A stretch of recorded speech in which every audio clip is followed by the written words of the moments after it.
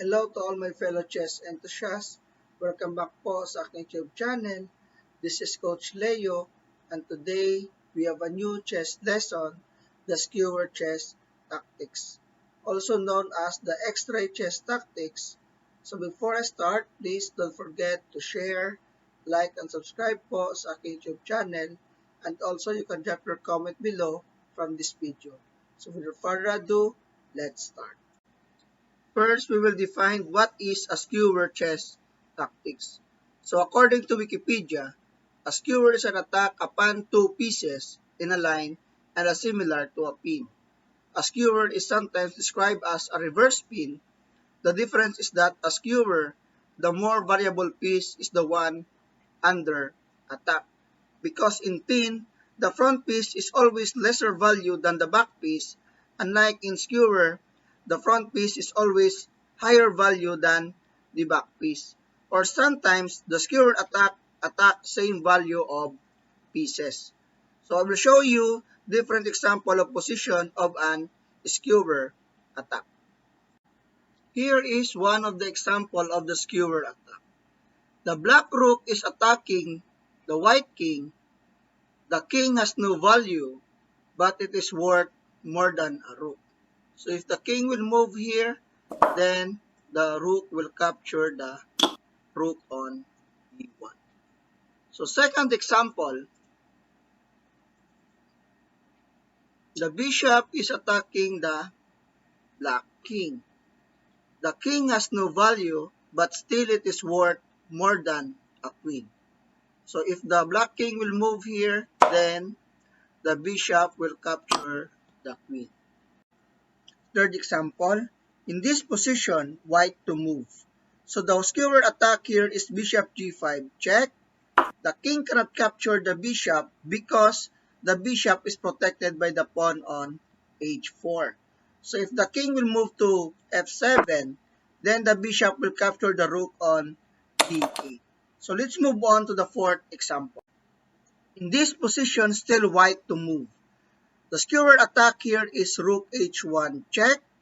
If the king will move to g5, then the rook will capture the queen on h8.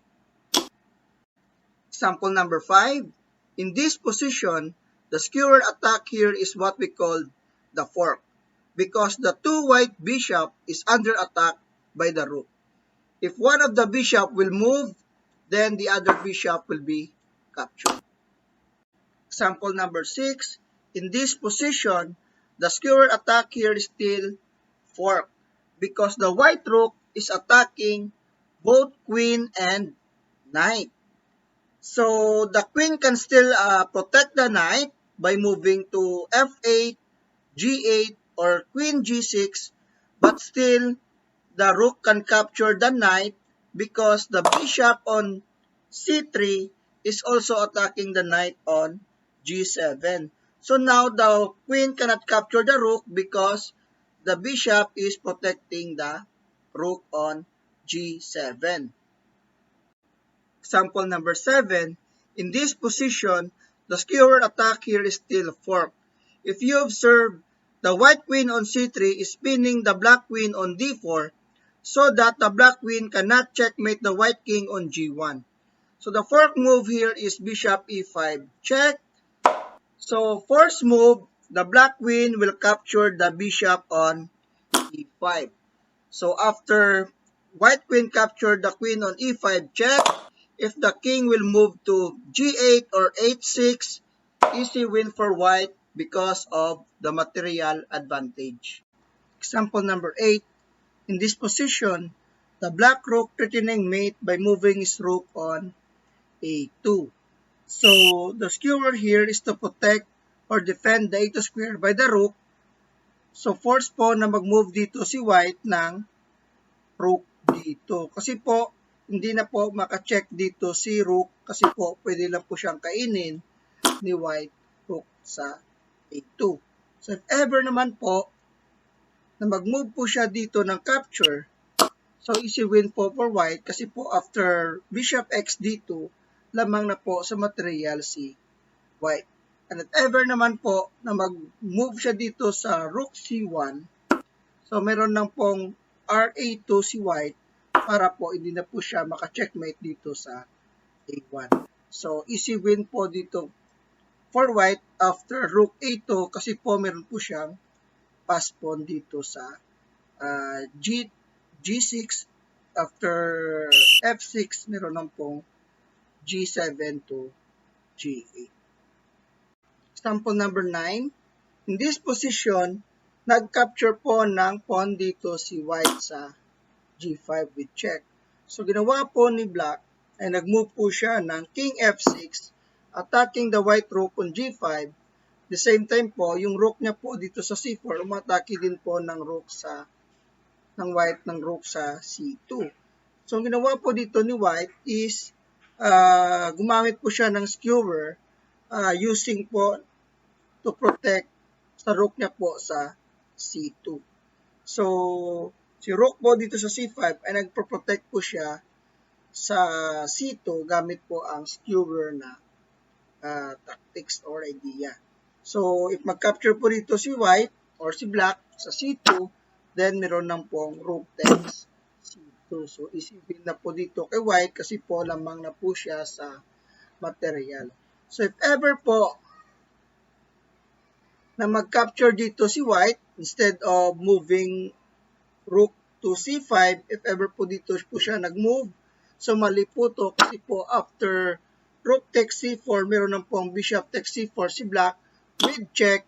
So after moving the king on e1, pwede na pong capturein dito ni white yung or ni black yung rook sa G5. No? So, pwede pa pong manalo si black or maaari pong matabla kasi po yung queening square po ni black is dark color at ang kanyang pong bishop is light color. No? So, opposite po sa kanyang bishop yung queening square niya po.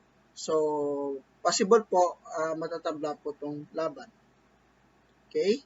So, kanina po, yung skewer sa example number 8 po natin, gumamit po si white doon ng skewer using to defend the mating threat on A2. No? So, you can also use skewer as a protection. No? So, to protect your other pieces.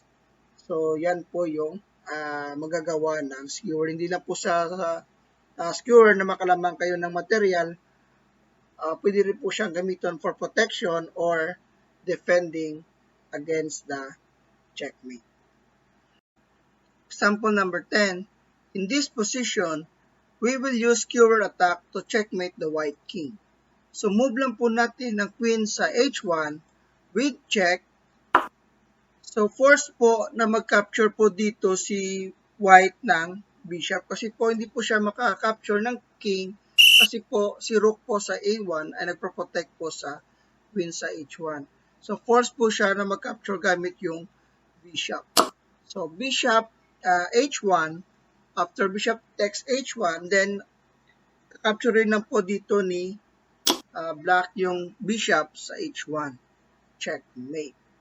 So marami pong way na gamitin natin yung skewer. So, hindi lang po siya pwede sa defending, pwede rin po siya sa protecting, at pwede rin po siya sa checkmate. So, this is my last example. After po nito, magbibigay po ako ng exercises para po sa ating mga viewers. So I will give 5 to 10 seconds to think para po makikita nyo ang tamang sagot sa ating mga exercises.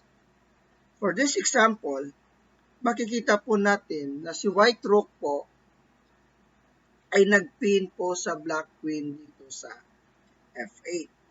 At ang kanyang pawn po ay isang tira na lang po ay pwede na pong makapromote ng queen. So, ang gagawin po dito ni white or ni black ay i-prevent niya po na mag-queen ito po yung pawn sa c8. So, at the same time, paprotektahan niya din po yung queen niya dito sa f8. So, force po na mag-move po dito si black na rook e8. E8. No? Kasi po, this rook on E8 is preventing the pawn to promote on C8. At the same time, this rook is defending or protecting the queen on F8. So, if mag-capture po dito si queen or si rook sa F8, check. So, mag-capture lang po dito si black sa F8 ng rook. So, hindi na po makapromote si queen kasi po naka-guard na po si black rook sa rank 8. No? So, pwede na po siyang manalo dito kasi po meron din po siyang pass pawn pero po dalawang tira lang po. So, pwede na rin po siya makapromote ng new queen. So, wala pong choice dito si black or si white except po na mag-design kasi po winning na po sa material at the same time meron pa pong pass pawn na makapromote sa B1 na. So, thank you so much po.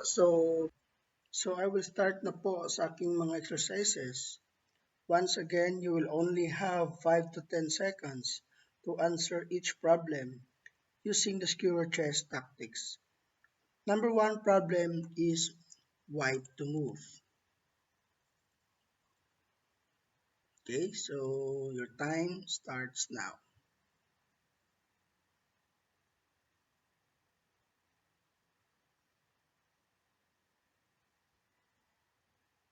Okay, so ang tamang sagot po dito is bishop h2 check. So after po na mag-move dito si king sa c8 or b7 or c8, then you can capture the rook on f8. Okay, so I hope na nakita niyo po yan. So number 2 exercise, this is white to move. So your time starts now.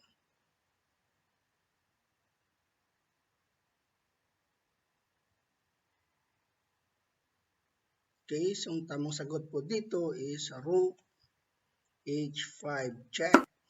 So after the king will move to g6, then the rook will capture the rook on e5. Okay, so let's move to exercise number 3. Okay, so once again, this is white to move. Your time starts now.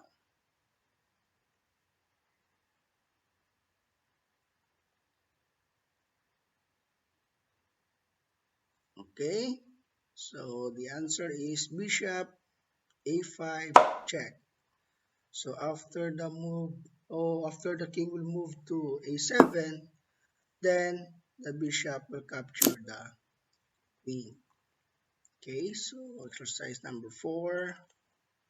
Still white to move. Your time starts now.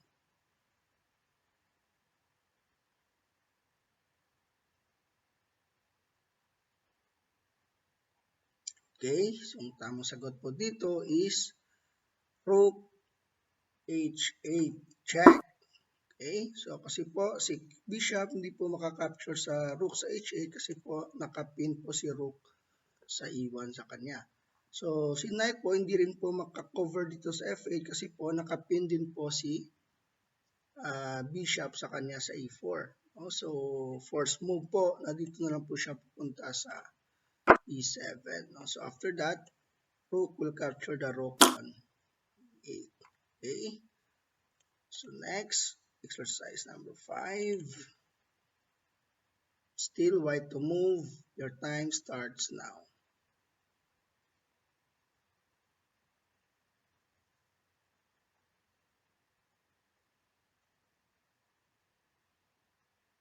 Okay, so ang tamang sagot po dito is rook c8 check.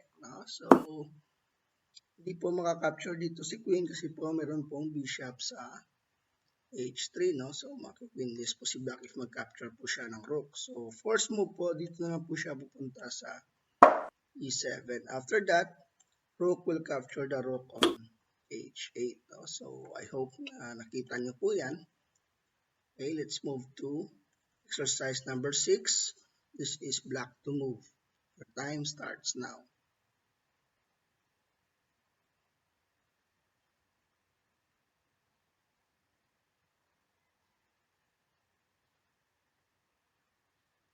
Okay, so ang tamang sagot po dito is Rook A5. No? So, natake po ni Rook yung Queen dito sa D5. At the same time, si Rook umatake din po dito sa F5. Kasi po pag umalis dito si Queen, so still makaprotect po siya dito sa Knight sa F5. But because ang other rook po ng black ay naka-atake din po sa knight, so pwede na po itong capturein ni black. So, advantage na po dito si black kasi po may dalawa po siyang rook at saka may pawn majority po siya dito sa queen side. No? So, I hope na nakita niyo po yan. Okay, so let's move on to exercise number 7. This is white to move. Okay, your time starts now.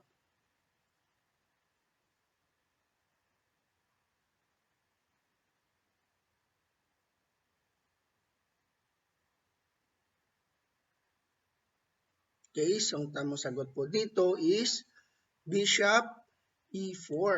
No? So, at kiin po ni Bishop yung Queen kasi po pag mag-move po dito si Queen sa F6 or C8, so dalawa lang po yung option niya. So, if ever po mag-move siya ng Queen F6, so may mati po dito sa 8-7. Kasi po hindi po siya makapunta dito sa G8 kasi po si Queen po nakabantay po sa G8 na square.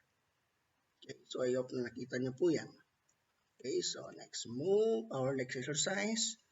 Exercise number 8. This is black to move. Okay, your time starts now.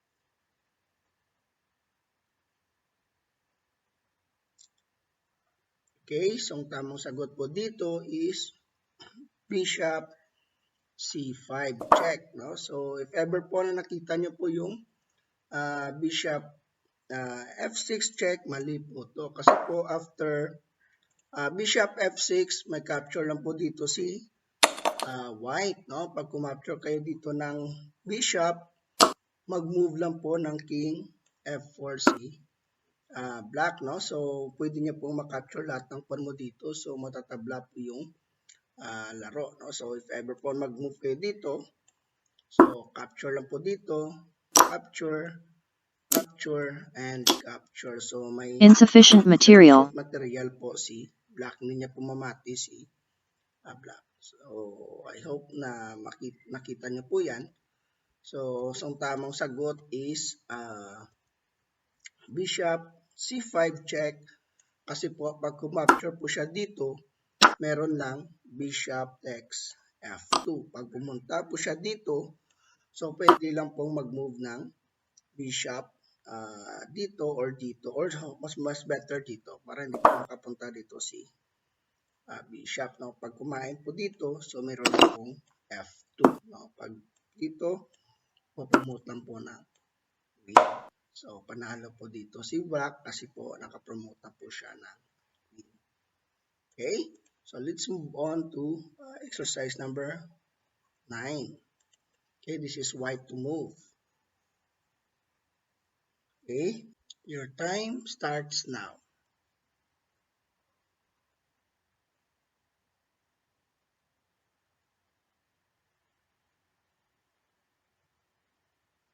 Okay, so ang tamang sagot po dito is Bishop A3.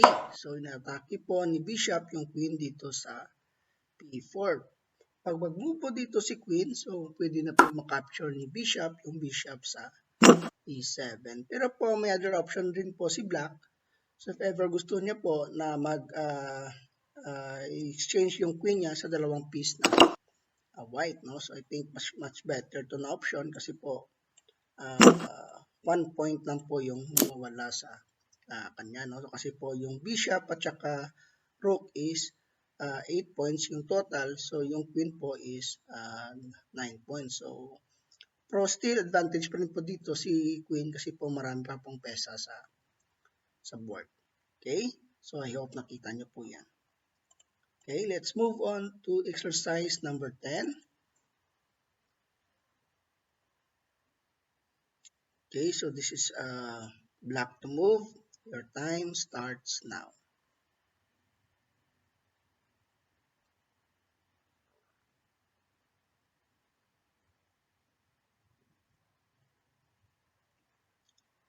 Okay, so ang tamang sagot po dito is bishop e3 check. So nagkaroon po ng skewer dito, no? Kasi po pag kumapture po dito si queen, so force na po to, magka-capture lang po si black queen dito sa e3 with check. No? So panalo na po dito si black kasi po advantage na po siya sa material. Okay, so I hope nakita niyo po yan. Okay, so our next exercise is white to move. Okay, so your time starts now.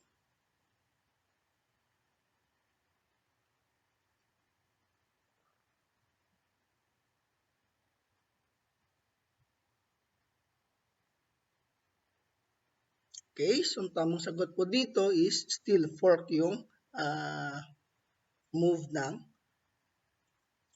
white, no? So knight g8, so fork yung bishop at saka king or double attack, no? So pag pumunta po dito si king, makaka-capture po yung bishop niya. So I think ang better option po dito ng black is to capture na lang po ng knight dito sa g8.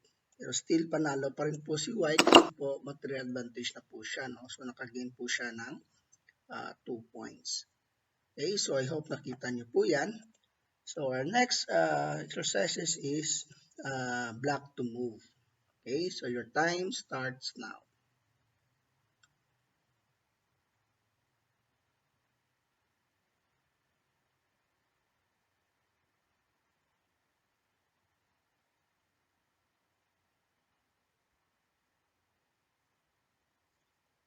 Okay, so ang tamang sagot po dito is rook g7. Okay, so para atakihin po muna ito ni black yung pawn. So if ever po mag-promote na siya, so yan na po mag-move ng rook g8. No? So check, skewer yung queen. So pag pumunta po dito, so capture rin na po ng rook yung queen. So if ever po magkamali ka po dito, so maaaring matabla po itong laban. No? If ever po ang first move ng black is nag-check po siya, so matatabla po ang laban. No? Kasi after that, pag kumapture po dito, so dito lang po si white, so matatabla po ang laban. So kaya po ang good move po dito is rook g7. So tempo po muna, takihin yung pawn, so para ma-force po siya na mag-promote ng queen. So after that, then the skewer. Move, then capture. So I hope nakita nyo po yan. So our next exercise is white to move. Okay, your time starts now.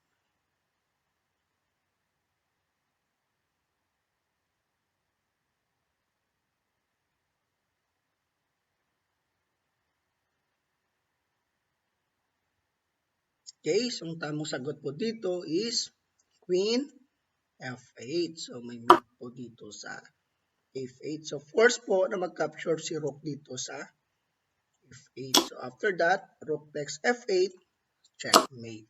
Okay, so yan po yung checkmate pattern ng skewer. Okay, so last two exercise. So this is white to move. Your time starts now.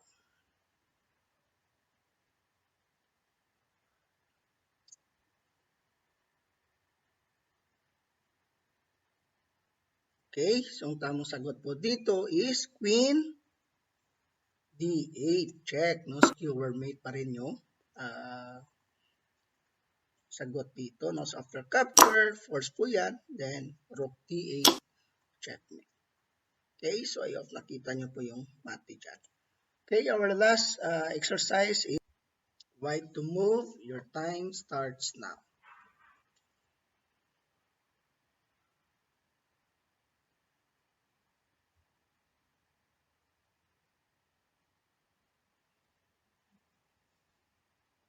Okay, so ang tamang sagot po dito is rook h3, no? So atakihin po ni rook yung queen dito sa e3. So force po mag-abandon po dito si white or si black sa rook niya, no? So force po siya na mag-move dito sa c5 or E5, E6, or E8, no? So if ever mag-move po siya ng Queen C5, so nabandon niya na po yung rook niya dito sa D3.